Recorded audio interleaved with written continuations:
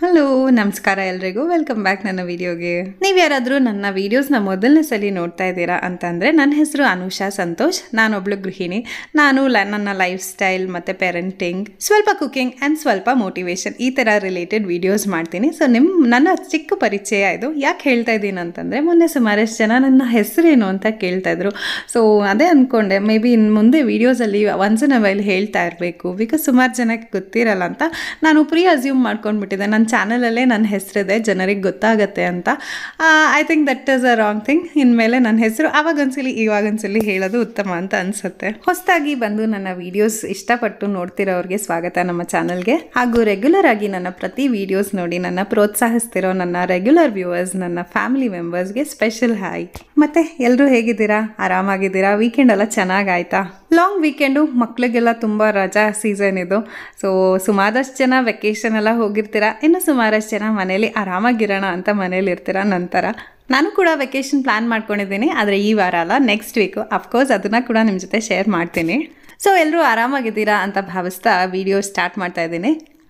ಮಧ್ಯಾಹ್ನದ ವ್ಲಾಗ್ ಇದು. ಮಧ್ಯಾಹ್ನ ಸ್ಟಾರ್ಟ್ ಮಾಡಿದ್ದೀನಿ ವ್ಲಾಗ್ನ. ಸಮನ್ವಿನ ಮಲಗಿಸ್ಬಿಟ್ಟು ಬಟ್ಟೆ ಮಡ್ಸೋಣ ಅಂತ ಬಂದಿದ್ದೆ. ತುಂಬ ಬಟ್ಟೆ ಇತ್ತು, 2 ದಿನದಿಂದ ಮಡಿಸೇ ಇರಲಿಲ್ಲ, ಹಾಗೆ ಸೋಫಾ ಮೇಲೆ ಬಿದ್ದಿತ್ತು. ಅದು ಮೇಲೆ ಬಂದಾಗೆಲ್ಲ ಒಂಥರ ಅನಿಸ್ತಿತ್ತು ನೋಡೋದಕ್ಕೆ. ಸೊ ಅದಕ್ಕೆ ಸರಿ ಮಡಿಸಿಟ್ಬಿಡೋಣ, ಸಮನ್ವಿನೂ ಮಲ್ಕೊಂಡಿದ್ದಾಳ ಅಲ್ಲ ಅಂತ ಹೇಳಿ ಬಟ್ಟೆಗಳನ್ನ ಮಡಿಸಿಡ್ತಾ ಇದ್ದೀನಿ ಇಲ್ಲಿ. ಈಗ ಒಂದು 2-3 ದಿವಸದಿಂದ ಜೋರು ಬಿಸಿಲು. ಬೆಂಗಳೂರಲ್ಲಂತೂ ಪ್ರೆಡಿಕ್ಟ್ ಮಾಡೋಕ್ಕೆ ಆಗೋದಿಲ್ಲ. ವೆದರು ಸಡನ್ ಚಳಿ ಆಗಿಬಿಡುತ್ತೆ, ಸಡನ್ನಾಗಿ ಬಿಸಿಲು, ತಡೆಯೋಕ್ಕಾಗದಿರೋ ಅಷ್ಟು ಬಿಸಿಲು ಆಗಿಬಿಡುತ್ತೆ. ಹಾಂ ಹೌದು, ನೀವು ಸುಮಾರಷ್ಟು ಜನ ನನಗೆ ಕಮೆಂಟ್ಸಲ್ಲಿ ಕೇಳಿದ್ದೀರಾ ಯಾವ ಊರಿನವರು ನೀವು ಅಂತ. ನಾನು ಬೆಂಗಳೂರಿನವಳು. ಹುಟ್ಟಿದ್ದು ಬೆಳೆದಿದ್ದು ವಿದ್ಯಾಭ್ಯಾಸ ಪ್ರತಿಯೊಂದು ಬೆಂಗಳೂರಲ್ಲೇ ಆಗಿದ್ದು ನಂದು. ಸೊ ನಾನು ಅಪ್ಪಟ್ಟ ಬೆಂಗಳೂರಿನ ಹುಡುಗಿ. ಬಟ್ಟೆ ಎಲ್ಲ ಮಡಿಸಿದ್ಮೇಲೆ ಸ್ವಲ್ಪ ಎಡಿಟಿಂಗ್ ಕೆಲಸ ಆಯಿತು, ವಿಡಿಯೋ ಎಡಿಟಿಂಗ್ ಕೆಲಸ. ಸೊ ಅದೇ ಸರಿ ಮಾಡಿಬಿಡೋಣ ಅಂತ ಹೇಳಿ ಕುತ್ಕೊಂಡಿದ್ದೀನಿ. ಆಚೆ ತಣ್ಣಗೆ ಗಾಳಿ ಬೀಸ್ತಾ ಇತ್ತು, ಚೆನ್ನಾಗಿತ್ತು. ಸರಿ ಆಚೆ ಕುತ್ಕೊಂಡು ಬೆಳಕಲ್ಲಿ ಬ್ರೈಟಾಗಿರುತ್ತೆ ಮತ್ತು ಗಾಳಿ ಕೂಡ ತಣ್ಣಗೆ ಬೀಸ್ತಾ ಇರುತ್ತೆ, ಕೆಲಸ ಮಾಡ್ಕೊಳ್ಳೋದಕ್ಕೆ ಒಳ್ಳೆ ವಾತಾವರಣ ಅದು. ಸೊ ಅದಕ್ಕೋಸ್ಕರ ಆಚೆ ಕುತ್ಕೊಂಡು ಎಡಿಟಿಂಗ್ ಮಾಡ್ಕೊಳ್ತಾ ಇದ್ದೀನಿ ಇಲ್ಲಿ. ಮೊನ್ನೆ ದಿನ ನಾನು ಸಿಂಕ್ ಕ್ಲೀನ್ ಮಾಡ್ಬೇಕಾದ್ರೆ ವೈಟ್ ಸಿಂಕ್ ಕ್ಲೀನ್ ಮಾಡೋಕ್ಕೆ ಏನಾದರೂ ಟೆಕ್ನಿಕ್ಸ್ ಇದ್ದರೆ ಹೇಳಿ ಅಂತ ಕೇಳಿದ್ದೆ. ಸುಮಾರಷ್ಟು ಜನ ನೀವುಗಳು ಎಷ್ಟೊಂದು ಮೆಥಡ್ಸ್ ಹೇಳಿದ್ದೀರಾ ಸಿಂಕ್ ಕ್ಲೀನ್ ಮಾಡೋದಕ್ಕೆ. First of all thank you ನಿಮ್ಮೆಲ್ಲರಿಗೂ. ಕಮೆಂಟ್ಸಲ್ಲೇ ಆಲ್ಮೋಸ್ಟ್ ಎಲ್ಲರಿಗೂ ಉತ್ತರ ಕೊಟ್ಟಿದ್ದೀನಿ ನಾನು. ಆ್ಯಂಡ್ ಸುಮಾರಷ್ಟು ಕಮೆಂಟ್ಗೆ ರೆಸ್ಪಾಂಡ್ ಮಾಡ್ತಾನೇ ಇದ್ದೀನಿ. ಯಾವುದೂ ಕಮೆಂಟ್ ಅನ್ಆನ್ಸರ್ಡ್ ಆಗಿ ಬಿಟ್ಟಿಲ್ಲ, ಪ್ರತಿಯೊಂದೂ ಮಾಡಿದ್ದೀನಿ. ಫ್ಯೂ ಕಮೆಂಟ್ಸ್ ಏನು ರಿಪ್ಲೈ ಮಾಡಬೇಕು ಗೊತ್ತಾಗಲ್ಲ, ಸೊ ಮಾಡಿರಲ್ಲ. ಬಟ್ ಅದರ್ವೈಸ್ ತುಂಬ ಜನ ನನಗೆ ಒಳ್ಳೊಳ್ಳೆ ಟಿಪ್ಸ್ ಹೇಳಿದ್ದೀರಾ. ಅದರಲ್ಲಿ ಒಂದು 2-3 ಟ್ರೈ ಮಾಡಿದೆ. ಅದರಲ್ಲಿ ಬೆಸ್ಟಾಗಿ ವರ್ಕೌಟ್ ಆಗಿದ್ದು, ಒಬ್ಬರು ಹಾರ್ಪಿಕ್ ಹಾಕಿ ಕ್ಲೀನ್ ಮಾಡಿ ಅಂತ ಹೇಳಿದರು. Red colour Harpic tiles cleaner ಬರುತ್ತಲ್ಲ, ಅದನ್ನು ಹಾಕಿ ಕ್ಲೀನ್ ಮಾಡಿ ಚೆನ್ನಾಗಾಗತ್ತೆ ಅಂತ ಹೇಳಿದರು. ಸೊ ಅದನ್ನು ಹಾಕಿ ಕ್ಲೀನ್ ಮಾಡಿದೆ, ತುಂಬಾ ಒಳ್ಳೆ ರಿಸಲ್ಟ್ ಬಂತು. ಫುಲ್ ಫಳ ಬೆಳ್ಳಗೆ ಹೊಸ ಸಿಂಕ್ ಥರ ಇದೆ. ಥ್ಯಾಂಕ್ ಯು ಸೋ ಮಚ್ ಈ ನಿಮ್ಮ ಟಿಪ್ಗೆ. ತುಂಬಾ ಯೂಸ್ಫುಲ್ ಅನಿಸ್ತು, ಫುಲ್ ಖುಷಿಯಾಗೋಯ್ತು ನನಗೆ. ಆ್ಯಂಡ್ ಅಪ್ಪ ಸದ್ಯ ಇನ್ಮೇಲೆ ಈ ಪ್ರಾಬ್ಲಮ್ಮೇ ಇರಲ್ಲ ಅನ್ನೋ ಅಷ್ಟು ರಿಲೀಫ್ ಸಿಕ್ತು ನನಗೆ. Thank you so much. ನಿಮಗೆ ಥ್ಯಾಂಕ್ ಯು ಹೇಳಬೇಕು ಅಂತ ಅವತ್ತಿಂದ ಅಂದ್ಕೊಳ್ತಿದ್ದೆ, ಹೋದ ವೀಡಿಯೋನಲ್ಲಿ ಹೇಳೋಕ್ಕಾಗಲಿಲ್ಲ. ಸೊ ಈ ವಿಡಿಯೋನಲ್ಲಿ ಹೇಳ್ತಾ ಇದ್ದೀನಿ. ಎಷ್ಟು ಚೆನ್ನಾಗಿ ನೀವುಗಳು ಸ್ಪಂದಿಸ್ತೀರಾ. ನಾನು ಏನಾದರೂ ಕೇಳಿದ್ರೇನು ಪ್ರತಿಯೊಬ್ಬರು ಕಮೆಂಟ್ಸಲ್ಲಿ ಎಷ್ಟು ಚೆನ್ನಾಗಿ ಉತ್ತರ ಕೊಟ್ಟಿರ್ತೀರ. ತುಂಬ ಖುಷಿ ಆಗುತ್ತೆ ನಿಮ್ಮ ಈ ರೆಸ್ಪಾನ್ಸ್ನ ನೋಡಿ ನನಗೆ. ನಿಮ್ಮೆಲ್ಲರ ಪ್ರೀತಿಗೆ ನನ್ನ ತುಂಬ ಹೃದಯದ ಧನ್ಯವಾದಗಳು. ಗ್ರ್ಯಾಟಿಟ್ಯೂಡ್ ಅಥವಾ ಧನ್ಯತಾ ಭಾವ ಅಂತ ಏನಿದೆ ಅದು ನಮ್ಮ ಜೀವನದಲ್ಲಿ ತುಂಬಾ ಮುಖ್ಯ. ಯಾರೇ ನಮಗೆ ಒಂದು ಪುಟ್ಟ ಸಹಾಯ ಮಾಡಿದ್ರು ನಾವು ಅದಕ್ಕೆ ತುಂಬ ಥ್ಯಾಂಕ್ಫುಲ್ ಆಗಿರಬೇಕು. ಯಾಕಂತಂದರೆ ಆ ಒಂದು ಪುಟ್ಟ ಭಾವನೆ, ಥ್ಯಾಂಕ್ ಯು ಅನ್ನೋ ಒಂದು ಭಾವನೆ ಅಥವಾ ಧನ್ಯತಾ ಭಾವನೆ ಏನಿದೆ, ಯಾರು ನಮಗೆ ಸಹಾಯ ಮಾಡಿದ್ದಾರೆ, ಅದು ನಮ್ಮ ಜೀವನದಲ್ಲಿ ತುಂಬ ಎತ್ತರಕ್ಕೆ ಕರ್ಕೊಂಡು ಹೋಗುತ್ತೆ. ಆ್ಯಂಡ್ ಒಂದು ಪೀಸ್ಫುಲ್ ಲೈಫ್ ಲೀಡ್ ಮಾಡೋಕ್ಕೆ ತುಂಬಾ ಸಹಾಯ ಮಾಡುತ್ತೆ ಅದು. ನಾನೀಗಿಲ್ಲಿ ಸಂಜೆ ದೀಪ ಎಲ್ಲ ಹಚ್ಚಿ ಅದಾದಮೇಲೆ ಅಡುಗೆ ಕೆಲಸ ಶುರು ಮಾಡ್ಕೊಳ್ಳೋಣ ಅಂತ ಅಂದ್ಕೊಂಡಿದ್ದೆ. ಮಧ್ಯಾಹ್ನ ಏನೂ ಮಾಡಿರಲಿಲ್ಲ, ಸಿಂಪಲ್ಲಾಗಿ ನಾನು ಸಮನ್ವಿ ಒಂದು ಪಲ್ಯ ಮಾಡಿಕೊಂಡು ಅನ್ನ ಮೊಸರು ತಿನ್ಕೊಂಡ್ಬಿಟ್ವೆ. ಸರಿ ಸಂಜೆಗಾದರೂ ಏನಾದರೂ ಮಾಡೋಣ, ಚಪಾತಿ ಮಾಡೋಣ, ಅದ್ರ ಜೊತೆಗೆ ಏನಾದರೂ ಗೊಜ್ಜು ಮಾಡೋಣ ಅಂತ ಹೇಳಿ ಅಂದ್ಕೊಳ್ತಾ ಇದ್ದೀನಿ. ಸಮ್ಟೈಮ್ಸ್ ಹಾಗೆ ಸಂಜೆ ಆಗ್ತಾ ಏನು ಮಾಡಬೇಕು ಅಂತಲೇ ಹೊಳೆಯೋದಿಲ್ಲ. ಎಲ್ಲ ತರಕಾರಿ ಎಲ್ಲ ಇದ್ರೇನು ಏನು ಮಾಡೋದು ಅಂತ ಯೋಚನೆ ಬರ್ತಾ ಇರುತ್ತೆ. ನಿಮ್ಗಳಿಗೂ ಹಾಗೆ ಅನ್ಸುತ್ತಾ? ಸಮ್ಟೈಮ್ಸ್ ಬ್ಲ್ಯಾಂಕ್ ಆಗಿಬಿಡ್ತೀವಿ, ಏನು ಅಡುಗೆ ಮಾಡೋದು ಅಂತಲೇ ಗೊತ್ತಾಗಿದ್ದಿಲ್ಲ. ಅಯ್ಯೋ ನಮ್ಗೆ ಅಡುಗೆನೇ ಮಾಡೋಕ್ಕೆ ಬರೋಲ್ಲ, ಏನೂ ಹೊಳಿತಾನೇ ಇಲ್ವಲ್ಲ ಅಂತ ಅನ್ಸೋಕ್ಕೆ ಶುರುವಾಗೋಗುತ್ತೆ. ಸರಿ ಅಡುಗೆ ಮನೆಗೆ ಹೋಗೋಣ, ಏನೋ ಒಂದು ಮಾಡೋಣ ಅಂತ ಹೇಳಿ ಸಮನ್ವಿನೂ ಇಲ್ಲಿ ನಮಸ್ಕಾರ ಮಾಡ್ಕೊಳ್ತಿದ್ದಾಳೆ ದೇವ್ರಿಗೆ. ಅದಾದಮೇಲೆ ದೇವ್ರ ಹಾಡು ಹಾಕಿರ್ತೀನಿ, ಕುತ್ಕೊಂಡು ಅವಳು ಹೇಳ್ಕೊಂಡು ಕೇಳಿಸ್ಕೊತಾ ಇರ್ತಾಳೆ.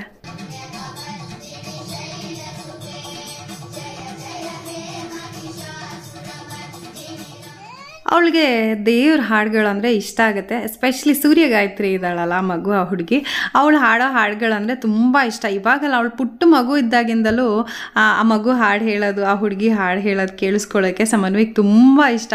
ಸುಮಾರು ಹಾಡುಗಳನ್ನ ಹಾಗೆ ಕಲ್ತಿದ್ದಾಳೆ. ಐಗಿರಿ ನಂದಿನಿ ಎಲ್ಲನೂ ಹಾಗೆ ಬಾಯಲ್ಲಿ ಬರುತ್ತೆ ಸಮನ್ವಿಗೆ. ಎಲ್ಲ ಕೇಳಿಸ್ಕೊಂಡೇ ಕಲ್ತ್ಕೊಂಡಿದ್ದಾಳೆ ಅವಳು ಸುಮಾರಷ್ಟು.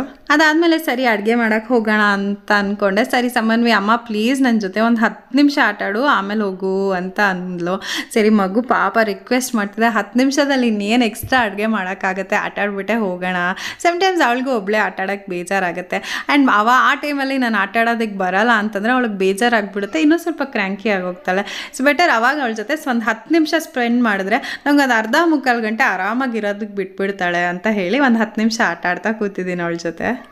ಮತ್ತು ನನಗೆ ತುಂಬ ಕಾಮನ್ ಆಗಿ ಬರೋ ಕಮೆಂಟ್ಸ್ ಜಾಸ್ತಿ ನನ್ನ ಡ್ರೆಸ್ ರಿಲೇಟೆಡ್, ನನ್ನ ಕುರ್ತಾಸ್ ರಿಲೇಟೆಡ್ ಇರುತ್ತೆ. ಪ್ಲೀಸ್ ನಿಮ್ಮ ಕುರ್ತಾ ಎಲ್ಲಿ ತೊಗೊಂಡಿದ್ದೀರಾ, ನನಗೆ ಕಮೆಂಟ್ ಕೊಡಿ, ಕಮೆಂಟಲ್ಲಿ ಲಿಂಕ್ ಕೊಡಿ ಅಂತೆಲ್ಲ ತುಂಬ ಜನ ಕೇಳಿರ್ತೀರ. ಎಲ್ಲಿ ತೊಗೊಂಡ್ರಿ ಹೇಳಿ, ಲಿಂಕ್ ಕೊಡಿ ಅಂತ ತುಂಬ ಜನ ಕೇಳ್ತಾ ಇದ್ದೀರಾ.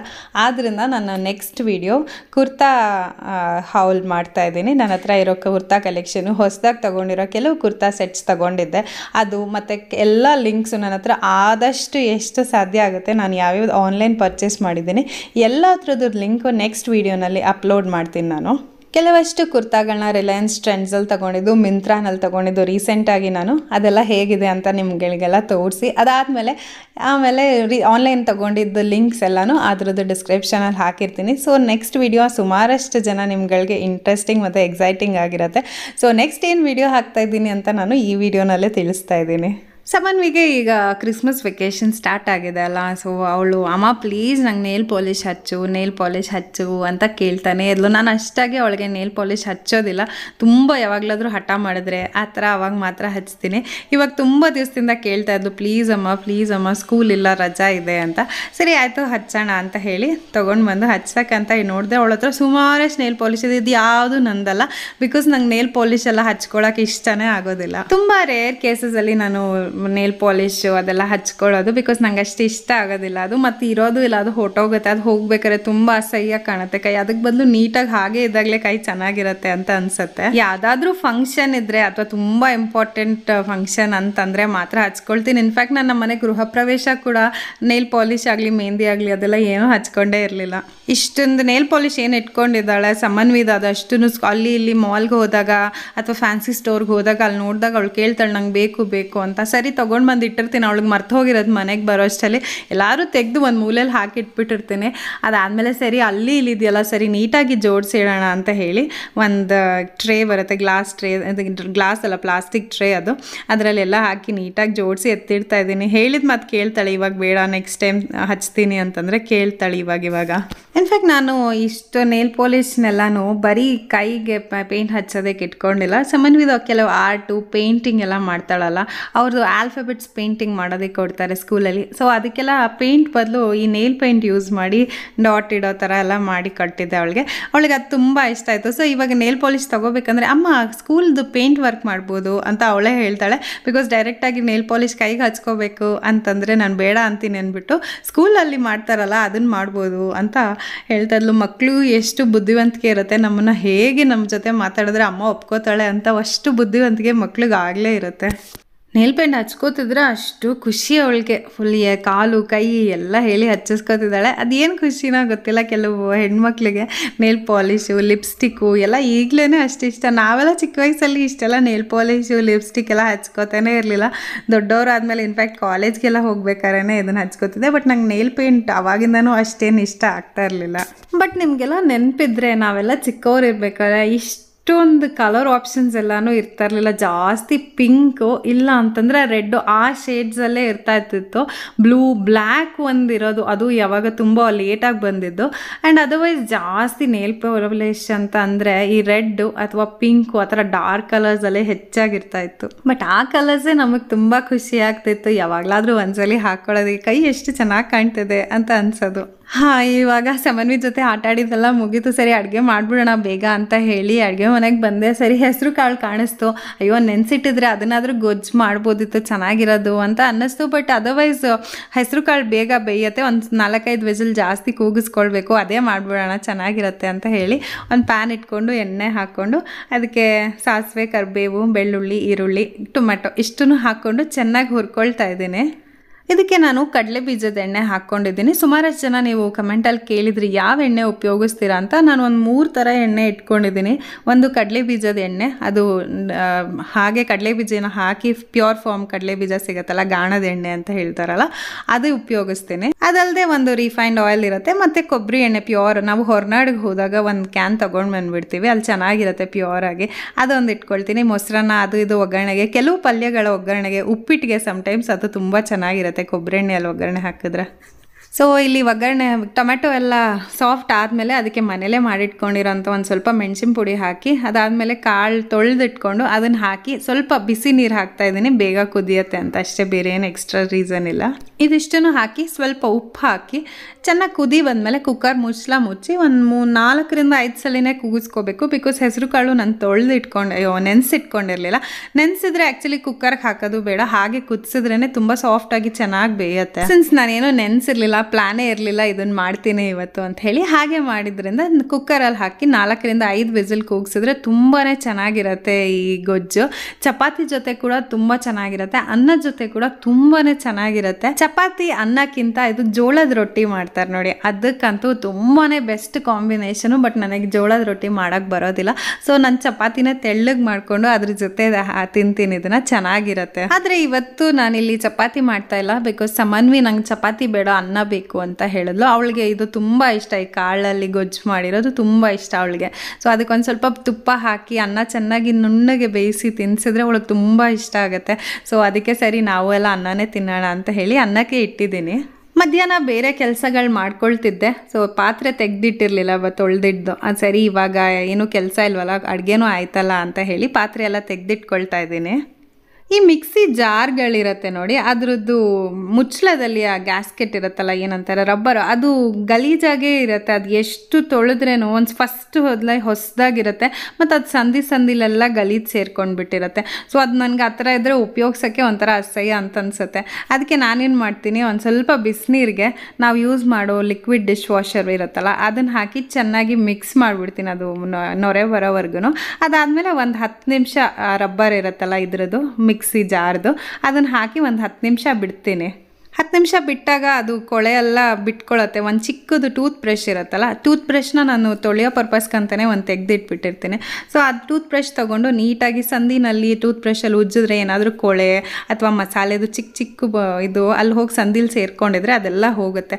ಅದೆಲ್ಲ ನೀಟಾಗಿ ಟೂತ್ ಬ್ರಷಲ್ಲಿ ಉಜ್ಜಿ ಅದಾದಮೇಲೆ ನಾರ್ಮಲ್ ತಣ್ಣೀರಲ್ಲಿ ತೊಳೆದ್ರೆ ಮತ್ತೆ ಹೊಸ ರಬ್ಬರ್ ಥರ ಆಗುತ್ತೆ, ಯೂಸ್ ಮಾಡೋಕ್ಕೂ ಒಂದು ನೆಮ್ಮದಿ ಇರುತ್ತೆ. ಸೊ ಪ್ರತಿ ಸಲ ನಾವು ಮಿಕ್ಸಿ ಜಾರ್ ಯೂಸ್ ಮಾಡಿದಾಗ ಇದೊಂದು ಎಕ್ಸ್ಟ್ರಾ ಸ್ಟೆಪ್ ಮಾಡ್ಕೊಳ್ತೀನಿ, ಸೊ ದಟ್ ನೀಟಾಗಿರುತ್ತೆ ಅಂತ ಹೇಳಿ. ಆ್ಯಕ್ಚುಲಿ ಮಿಕ್ಸಿ ಹಿಂಭಾಗನೂ ಆ್ಯಕ್ಚುಲಿ ತೊಳೆಯೋಕ್ಕೆ ಹಾಕಿದ್ದಾಗ ಅದನ್ನು ಕೂಡ ನಾನೇ ಇದೇ ಥರನೇ ಸೇಮ್ ಒಂದು ಸ್ವಲ್ಪ ಲಿಕ್ವಿಡ್ ಜೆಲ್ ತೊಗೊಂಡು ಹಿಂದ್ಗಡೆ ಟೂತ್ ಬ್ರಷಲ್ಲಿ ಅಥವಾ ನಾರ್ಮಲ್ ಸ್ಕ್ರಬ್ ಪ್ಯಾಡಲ್ಲಿ ಕೂಡ ಉಜ್ಜಿದ್ರೆ ನೀಟಾಗಿ ಚೆನ್ನಾಗಾಗತ್ತೆ.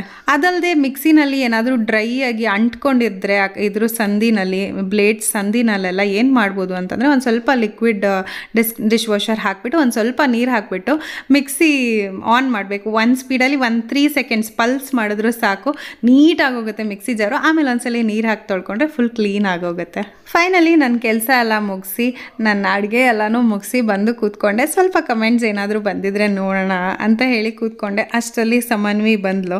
ಅವಳಿಗೆ ನಾನು ಕೆಲಸ ಮುಗಿಸ್ಬಿಟ್ಟು ಬಂದೇನೆ, ಅವಳ ಜೊತೆನೇ ಇರ್ತೀನಿ ಅನ್ನೋ ಖುಷಿ. ಸರಿ ಬಂದು ಒಂದು 2 ನಿಮಿಷ ಮುದ್ದು ಮಾಡಿಸ್ಕೊಂಡು ಹೊಟ್ಟೋಗ್ತಾಳೆ. ಇಷ್ಟು ಮಾತಾಡ್ತಾ ವಿಡಿಯೋ ಕಡೆಗೆ ಬಂದಿದ್ದೀವಿ. ಐ ಹೋಪ್ ನಿಮ್ಮೆಲ್ಲರಿಗೂ ಈ ವಿಡಿಯೋ ಇಷ್ಟ ಆಗಿದೆ ಅಂತ ಅಂದ್ಕೊಳ್ತೀನಿ. ಇಷ್ಟ ಆಗಿದ್ರೆ ಲೈಕ್ ಮಾಡಿ, ಕಮೆಂಟ್ಸಲ್ಲಿ ತಿಳಿಸಿ ಹೇಗೆ ಅನಿಸ್ತು ಅಂತ. ಥ್ಯಾಂಕ್ ಯು ಸೋ ಮಚ್ ವಿಡಿಯೋನ ಕಡೆವರೆಗೂ ನೋಡಿದ್ದಕ್ಕೆ. ಸಿಗೋಣ ಮತ್ತೆ ನೆಕ್ಸ್ಟ್ ವಿಡಿಯೋನಲ್ಲಿ. Okay, until then take care, ಬಾಯ್.